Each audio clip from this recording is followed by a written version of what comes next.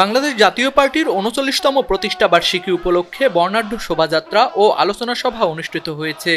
আজ বিকেলে জাতীয় পার্টির রংপুর কার্যালয় থেকে শোভাযাত্রাটি বের হয়ে শহরের গুরুত্বপূর্ণ কিছু সড়ক প্রদক্ষিণ করে। এরপর জাতীয় পার্টির কার্যালয়ে একটি আলোচনা সভা অনুষ্ঠিত হয়।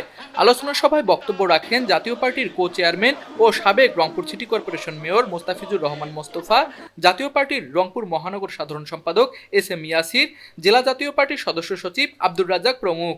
পার্টির ৩৯তম প্রতিষ্ঠা বার্ষিকী উপলক্ষে আমি জাতীয় পার্টি সহ রংপুরবাসীকে অভিনন্দন এবং শুভেচ্ছা জানাচ্ছি।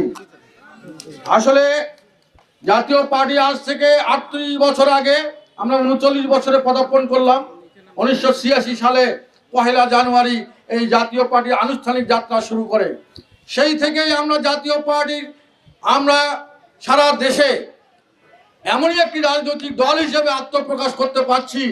আল্লাহ রাব্বুল আলামিনের কাছে আমরা শুকরিয়া আদায় করি, যে দল কোনো টেন্ডারবাজি করে না, যে দল কোনোদিন কারো উপরে চড়াও হয় না।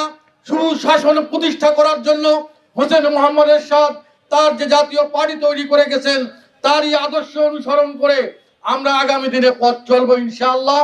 আপনারা প্রত্যেকেই ছাত্র সমাজ, যুব সংগঠন, স্বেচ্ছাসেবক পার্টি, তরুণ পার্টি, আমাদের শ্রমিক পার্টি, আমাদের মহিলা পার্টি, যারা আজকে বিশেষ করে আমাদের প্রতিষ্ঠা বার্ষিকী ওয়ার্ডের আমাদের নেতৃবৃন্দ, সকলকে আমি আমার পক্ষ থেকে অনেক অনেক শুভেচ্ছা ও অভিনন্দন জানাচ্ছি।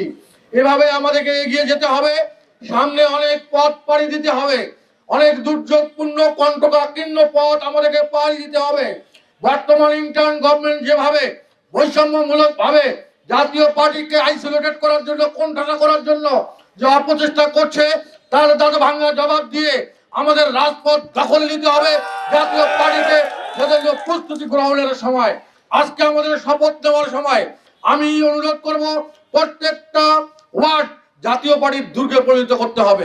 আমাদের প্রত্যেকটা রাজনৈতিক দল, ছাত্র সমাজ, যুব সংগঠন, স্বেচ্ছাসেবক পার্টি, তরুণ পার্টি, মহিলা পার্টি, শ্রমিক পার্টি, যত দল আছে সবগুলোর ভিত্তি মজবুত করতে হবে।